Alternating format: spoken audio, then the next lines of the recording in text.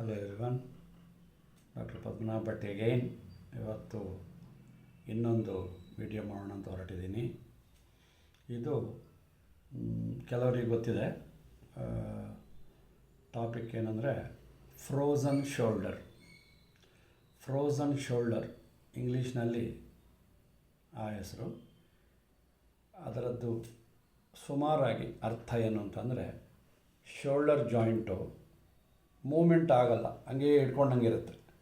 ಕೈ ಮೂಮೆಂಟ್ ಮಾಡೋಕ್ಕಾಗಲ್ಲ, ಈ ಥರ ಮಾಡೋಕ್ಕಾಗಲ್ಲ, ಕತ್ತು ಮೇಲೆ ಮಾಡೋಕ್ಕಾಗಲ್ಲ, ಕೆಳಗೆ ಮಾಡೋಕ್ಕಾಗಲ್ಲ. ಇದಿಷ್ಟು ಜಾಗ. ಶೋಲ್ಡರ್ ಅಂದರೆ ಏನು?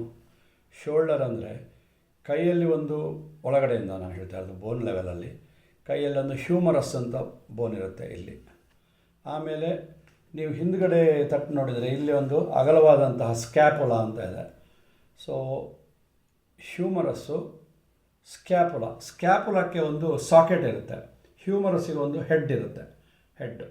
ಇದು ಒಂದು ಜಾಯಿಂಟ್ ಫಾರ್ಮೇಷನ್ ಮಾಡುತ್ತೆ ಈ ಥರ. ಇದು joint, shoulder joint.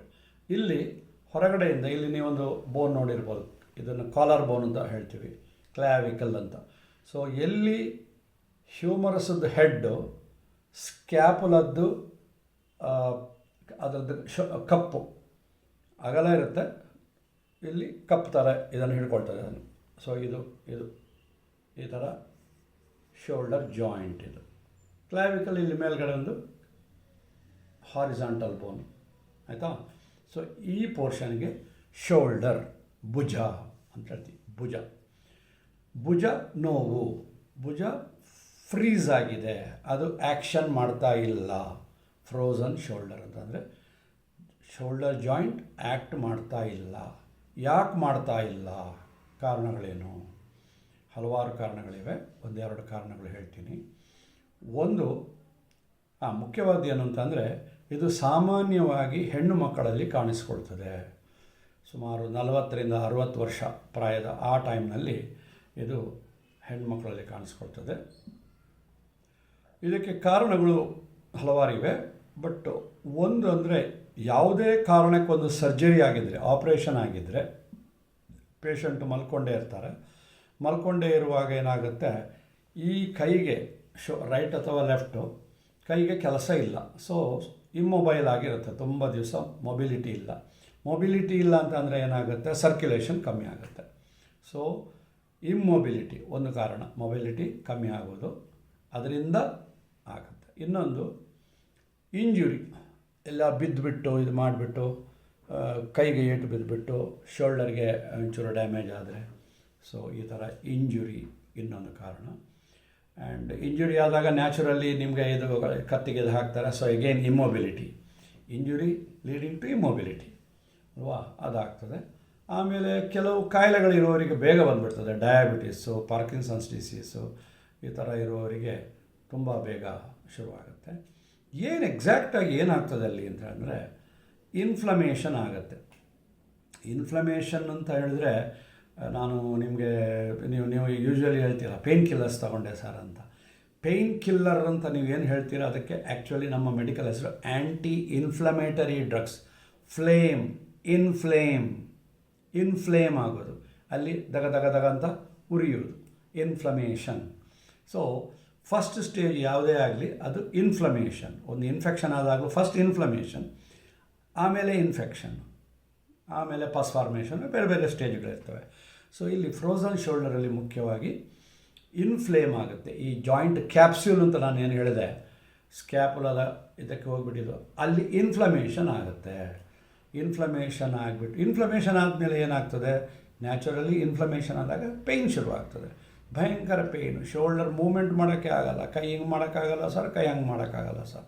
So severe inflammation, hence severe pain. Whenever there is inflammation there is pain. Okay, so inflammatory condition of the shoulder, to be more specific, shoulder joint capsule. ಆ capsule ಅಂತೀವಿ, ಎಲ್ಲಿ ಅದೆರಡು ಸಂಧಿಸ್ತವೋ ಇದನ್ನು capsule. ಇಲ್ಲಿ ಈ ಜಾಗ ಅಲ್ಲಿ ಒಂದು ಮಾಂಸದ ಪೀಸ್ ಥರ ಇರ್ತದೆ, ಒಂದು ಕಪ್ ಥರ. ಸೊ ಅದರಲ್ಲಿ ಹೋಗ್ಬಿಟ್ಟು ಇದು ಕೂತ್ಕೊಳ್ತದೆ. ಆ ಜಾಗ ಇನ್ಫ್ಲೇಮ್ ಆಗುತ್ತೆ. ಸೊ ಇನ್ಫ್ಲೇಮ್ ಆಗಿಬಿಟ್ಟು ಸಿವಿಯರ್ ಪೇಯ್ನ್ ಬರುತ್ತೆ. ಸೊ ಸೊ ಈ ಕಂಡೀಷನ್ ವ್ಯಾರಿನ್ ನೀವು ಶೋಲ್ಡರನ್ನು ಮೂವ್ಮೆಂಟ್ ಮಾಡಲಿಕ್ಕೆ ಆಗದೆ, ನೋವಿನಿಂದಾಗಿ ಮೂವ್ಮೆಂಟ್ ಮಾಡಲಿಕ್ಕೆ ಆಗದೆ ಇರುವಂತಹ ಕಂಡೀಷನ್ಗೆ ಫ್ರೋಝನ್ ಶೋಲ್ಡರ್ ಅಂತ ಹೇಳ್ತೀವಿ. ಸೊ ಈ ಥರ ಎರಡು ಮೂರು ಇಂಪಾರ್ಟೆಂಟ್ ಕಾರಣಗಳು ಹೇಳಿದೆ ನಾನು. Surgery leading to immobility, any fall or injury leading to immobility, ಆಮೇಲೆ diabetes, Parkinson's disease may in addition cause frozen shoulder. So ಹೀಗೆ ಹಲವಾರು ಕಾರಣಗಳಿಂದ ಫ್ರೋಝನ್ ಶೋಲ್ಡರ್ ಶುರುವಾಗುತ್ತೆ. Frozen shoulder is a condition where the person cannot move the shoulder. If you moves there is pain, ಅಲ್ಲಿ ನೋವಿದೆ, move ಮಾಡಿದರೆ pain ಇದೆ. So ಇದೊಂದು ಭಯಂಕರ ಕಂಡೀಷನ್, ಫೇಟಲ್ ಅಲ್ಲ. ಸೊ ಏನು ಮಾಡಬೇಕು ಹಾಗಾದರೆ ಇದಕ್ಕೆ? ಡಾಕ್ಟ್ರ್ ಹತ್ರ ಹೋದರೆ ನ್ಯಾಚುರಲಿ ನಿಮಗೆ ಒಂಚೂರು ಆ್ಯಂಟಿ ಇನ್ಫ್ಲಮೇಟರಿ ಏಜೆಂಟ್ಸ್ ಕೊಟ್ಟು ನೋಡ್ತಾರೆ. ಆ್ಯಂಟಿ ಇನ್ಫ್ಲಮೇಟರಿ ಏಜೆಂಟು ಕೊಡುವುದು ಅಲ್ಲದೆ ಸ್ವಲ್ಪ ಫಿಸಿಯೋಥೆರಪಿಸ್ಟ್ ಕೂಡ ಇದಕ್ಕೆ ಜಾಯ್ನ್ ಆಗಬೇಕಾಗತ್ತೆ.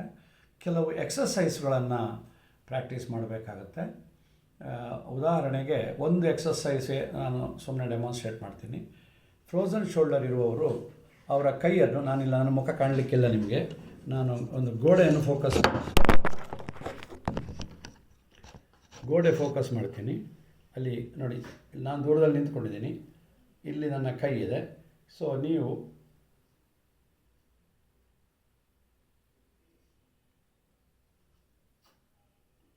ಕೈಯನ್ನು ಸ್ಟ್ರೆಚ್ ಮಾಡಿ ಗೋಡೆಯಲ್ಲಿ ಈ ಥರ ಮಾಡಬೇಕು. ಅದು ಒಂದು. ಆಮೇಲೆ ನಿಮ್ಮ ಎರಡೂ ಕೈಗಳನ್ನು ನಿಧಾನಕ್ಕೆ ಕೆಳಗಡೆ ಇಳಿಸೋದು, ಬಗ್ಗಿಬಿಟ್ಟು ನೆಲವನ್ನು ಮುಟ್ಟಲಿಕ್ಕೆ ಪ್ರಯತ್ನ ಮಾಡೋದು. ಆಮೇಲೆ ಮತ್ತೆ ಮೇಲೆ ಕೈ ಎತ್ಕೊಳ್ಳೋದು. ನೆಲವನ್ನು ಮುಟ್ಟಲಿಕ್ಕೆ ಕೂತ್ಕೊಂಡು ಮಾಡ್ಬೋದು, ನಿಂತ್ಕೊಂಡು ಮಾಡಬೇಕು ಅಂತೆಲ್ಲ. ಕೂತ್ಕೊಂಡು ನೆಲವನ್ನು ಮುಟ್ಟೋದು, ಆಮೇಲೆ ಎರಡು ಕಾಲುಗಳ ಮಧ್ಯೆ ಕೆಳಗಡೆ ನೆಲವನ್ನು ಮುಟ್ಟೋದು, ಮೇಲೆ ಮುಟ್ಟೋದು. ಮೂರನೇದು, ನೀವು ಕ್ರಿಕೆಟಲ್ಲಿ ಬೌಲಿಂಗ್ ಮಾಡ್ತಾರಲ್ವ, ಹೀಗೆ ಮಾಡಿ ಹೀಗೆ, ನೀವು ಅನಿಲ್ ಕುಂಬ್ಳೆ ಜ್ಞಾಪಿಸ್ಕೊಂಡ್ರೆ ನೆನಪಾಗತ್ತೆ. ಹೀಗೆ ಸ್ಲೋ, ಅದು ಸ್ಲೋ ಬೌಲ್. ಇದು ಏಕದಮ್ ನಮ್ಮ ಕಪಿಲ್ ದೇವ್ ಥರ ಫಾಸ್ಟ್ ಅಲ್ಲ, ಸ್ಲೋ ಬೌಲಿಂಗ್, ಅನಿಲ್ ಕುಂಬ್ಳೆ ಥರ. ಆ ಸ್ಲೋ ಬೌಲಿಂಗ್ ಇದೆಯಲ್ಲ, ಈ ಮೂಮೆಂಟನ್ನು ಸ್ವಲ್ಪ, ಇದಕ್ಕೆ ಸರ್ಕಮ್ಡಕ್ಷನ್ ಅಂತ ಹೇಳ್ತೀವಿ ನಾವು. ಅಂದರೆ ಸರ್ಕಲ್ ಥರ ಶೋಲ್ಡರನ್ನು ತಿರುಗಿಸೋದು. ಸೊ ಇದು ಎಕ್ಸಸೈಸ್ ಮಾಡ್ಬೋದು. ಆಮೇಲೆ ಸಿಂಪಲ್ ಎಕ್ಸಸೈಸ್ ಇನ್ನೂ ತುಂಬ ಇದೆ, ಫಿಸಿಯೋಥೆರಪಿಸ್ಟ್ ಹೇಳ್ಕೊಡ್ತಾರೆ. ನಾನು ಬೇಸಿಕಲ್ಲಿ ಒಂದು 2-3 ಎಕ್ಸಸೈಸ್ ಹೇಳಿದ್ದೀನಿ. ಇದಲ್ಲದೆ ನೀವು ಆ ಫ್ರೋಝನ್ ಶೋಲ್ಡರ್ಗೆ ಎಲ್ಲೇ ಆಗಲಿ ಇನ್ಫ್ಲಮೇಷನ್ ಆದ ಜಾಗದಲ್ಲಿ ನೀವು ಸ್ವಲ್ಪ ಅದಕ್ಕೆ ಬಿಸಿನೀರು ಶಾಖ, ಹಾಟ್ ವಾಟರ್ ಫರ್ಮೆಂಟೇಷನ್, ಬಿಸಿನೀರು ಶಾಖ ಕೊಡಬೇಕು. ಪ್ಯಾಡ್ ಗಿಡ ಏನಾದರೂ ಇಟ್ಕೊಳ್ಳಿ ಬಿಸಿನೀರದು. ಸೊ ಅದು ಸ್ವಲ್ಪ ಸರ್ಕ್ಯುಲೇಷನ್ ಇಂಪ್ರೂವ್ ಮಾಡುತ್ತೆ. ಸರ್ಕ್ಯುಲೇಷನ್ ಇಂಪ್ರೂವ್ ಆದಾಗ ಜನರಲ್ಲಿ ಪೇಯ್ನ್ ರಿಲೀಫ್ ಸಿಗುತ್ತೆ. ಇದು ಓವರಾಲ್ ಎಲ್ಲ ಇದಕ್ಕೂ ಇದು ಅಪ್ಲೈ ಆಗುತ್ತೆ. Whenever there is increased circulation, pain will be relieved. ಆಮೇಲೆ ಹೊರಗಡೆಯಿಂದ ಗೀಮ್ ಏನು ಹಚ್ಚಿದ್ರು, ನಾನು ಹಿಂದೆ ಯಾವುದೋ ಒಂದು ಟಾಪಿಕಲ್ಲಿ ಹೇಳಿದೆ, ನೀವು ಸ್ಕಿನ್ನಿಗೆ ಮೇಲ್ಗಡೆ ಏನು ಹಚ್ಚಿದ್ರು ನಿಮ್ಗೊಂಚೂರು ನೀಲಗಿರಿ ಸಾಯಿಲೋ ಇದೋ ಏನೋ ಅದು ಇವಾಪರೇಟ್ ಆದಾಗ ಒಂಚೂರು ಕೂಲಿಂಗ್ ಇಫೆಕ್ಟ್ ಬರ್ಬೋದು, ಅಷ್ಟೇ ಹೊರತು ಇನ್ನೇನಾಗಲ್ಲ. So hot water fermentation, anti inflammatory drugs for a short while, ತುಂಬ ದಿವಸ ಆದಂಥ ತಗೊಳ್ಳೋಂಥ ಅಭ್ಯಾಸ ಮಾಡ್ಕೊಳ್ಬೇಡಿ, ಕಿಡ್ನಿ ಡ್ಯಾಮೇಜ್ ಆಗ್ಬೋದು ಆ್ಯಂಟಿ ಇನ್ಫ್ಲಮೇಟರಿ ಏಜೆಂಟ್ಸ್ ತೊಗೊಂಡ್ರೆ. ಆಮೇಲೆ ಅದು ನಿಮ್ಮ ಕುಟುಂಬ ವೈದ್ಯರನ್ನ ಸಂಪರ್ಕಿಸಿ ಅವ್ರು ಹೇಳ್ಕೊಡ್ತಾರೆ, ಹೇಳ್ತಾರೆ ಯಾವ ತಗೊಳ್ಬೋದು ಅಂತ. ಅದು ಮುಂದಕ್ಕೆ ತೀರಾ ಜಾಸ್ತಿ ಆದಾಗ ಒಂದು SOS ಮಾತ್ರೆಗಳು ತೊಗೊಳ್ಬೋದು, ಅದು ದಿನಕ್ಕೆ ಎರಡು ಮಾತ್ರೆ. ಆಮೇಲೆ ಇದು ಯಾವುದೋ hot fermentation, anti inflammatory drugs, ಆಮೇಲೆ ಎಕ್ಸಸೈಸ್, ಸ್ಪೆಸಿಫಿಕ್ ಎಕ್ಸಸೈಸಸ್. ಅದು ಕೆಲವು ಮಾತ್ರ ನಾನು 2-3 ಹೇಳಿದ್ದೀನಿ. ಇನ್ನು ನೀವು ಫಿಸಿಯೋಥೆರಪಿಸ್ಟನ್ನು ಕನ್ಸಲ್ಟ್ ಮಾಡಿದರೆ ಅವರು ಇನ್ನೂ ಒಂದಷ್ಟು ಎಕ್ಸಸೈಸ್ಗಳು ಹೇಳ್ಕೊಡ್ತಾರೆ. ಸೊ ಈ ಥರ ಎಕ್ಸಸೈಸ್ಗಳಿಂದ ಸರಿ ಹೋಗುತ್ತೆ. ಆಮೇಲೆ ಕತ್ತು ಕೂಡ ಸ್ವಲ್ಪ ಸ್ಲೋ ಆಗಿ ಅಪ್ವರ್ಡ್ಸು ಡೌನ್ವರ್ಡ್ಸ್ ಮಾಡಿ. ಅಫ್ಕೋರ್ಸ್ ಜಾಯಿಂಟ್ ಇರೋದು ಇಲ್ಲಿ, ಆದ್ರೂ ಎಲ್ಲ ಕಡೆ ಒಂಚೂರು ಸರ್ಕ್ಯುಲೇಷನ್ ಇಂಪ್ರೂವ್ ಆಗಲಿಕ್ಕೋಸ್ಕರ ಮೊಬಿಲಿಟಿ, ನಾನು ಹೇಳಿದ ಕಾರಣ ಏನು, ಇಮ್ಮೊಬಿಲಿಟಿ. ಸುಮ್ಮನೆ ಮಲ್ಕೊಂಡಿದ್ದಾಗ ಈ ನಡುವೆ ಜನಗಳು ಸುಮ್ಮನೆ ಕೂತ್ಕೊಂಡು ಅದೂ ಒಂದು ಪರ್ಟಿಕ್ಯುಲರ್ ಇದ್ರ ಮೇಲೆ ಹಿಂಗೆ ಕೈ ಇಟ್ಕೊಂಡು ಹಿಂಗೆ ಮೊಬೈಲ್ ಮಾಡ್ತಾನೆ ಇರ್ತಾರೆ. So this is another reason. Mobility, immobility, shoulder ಮೂವೇ ಆಗಲ್ಲ, ಮೂವ್ ಆಗದೆ ಹಾಗೆ ಫ್ರೀಸ್ ಆಗುತ್ತೆ. ಸೊ ಫ್ರೋಝನ್ ಶೋಲ್ಡರ್ಗೆ ಇವಾಗ ಅದು ನಾವು ಓದುವಾಗ ಇರಲಿಲ್ಲ ಮೊಬೈಲ್ಗಳು, ಸೊ ಇವಾಗ ಅದು ಒಂದು ಆ್ಯಡ್ ಮಾಡ್ಬೋದು. ಕಾನ್ಸ್ಟೆಂಟಾಗಿ ಒಂದು ಕೈ ಮೇಲೆ ಸಪೋರ್ಟ್ ಮಾಡಿ, ಆವಾಗ ಈ ಜಾಯಿಂಟ್ ಮೇಲೇ ಜಾಸ್ತಿ ಭಾರ ಬೀಳ್ತದೆ. ಸೊ ಹಾಗೆ ಅಲ್ಲಿ ಸ್ಲೋ ಆಗಿ ಇಮ್ಮೊಬಿಲಿಟಿ ಆಗಿ ಅದು ಹಾಗೇ ಇನ್ಫ್ಲಮೇಷನ್ ಶುರುವಾಗುತ್ತೆ. ಸೊ ಫ್ರೋಝನ್ ಶೋಲ್ಡರ್ ಅಂತಂದರೆ N inflammatory condition of shoulder joint. ಇಷ್ಟು ಇದರ ಬಗ್ಗೆ ಹೇಳಬಲ್ಲೆ ನಾನು. ಪರಿಹಾರದ ಬಗ್ಗೆ ಒಂಚೂರು ಮಾತಾಡಿದ್ದೀನಿ. ಹೆಚ್ಚಿನ ವಿವರಣೆಗಳಿಗೆ ಅಥವಾ ಎಕ್ಸ್ಪ್ಲನೇಷನ್ಗೆ ಅಫ್ಕೋರ್ಸ್ ಆರ್ಥೋಪೆಡಿಷನ್ಸ್ಗೆ ಪುರ್ಸೋತೆ ಇರಲ್ಲ ಇಷ್ಟೆಲ್ಲ ಹೇಳಲಿಕ್ಕೆ. ಸೊ ಅವರು ಟ್ರೀಟ್ಮೆಂಟ್ ಕೊಡ್ತಾರೆ. ನಾನು ನಿಮಗೆ ಬೇಸಿಕ್ ಒಂದು ನಾಲೆಜ್ ಕೊಟ್ಟಿದ್ದೀನಿ ಅಷ್ಟೇ. ಇಷ್ಟು ಹೇಳಿ ನನ್ನ ಫ್ರೋಝನ್ ಶೋಲ್ಡರ್ ಅನ್ನೋ ಟಾಪಿಕನ್ನು ಮುಗಿಸ್ತಾ ಇದ್ದೀನಿ. ಜೈ ಹಿಂದ್.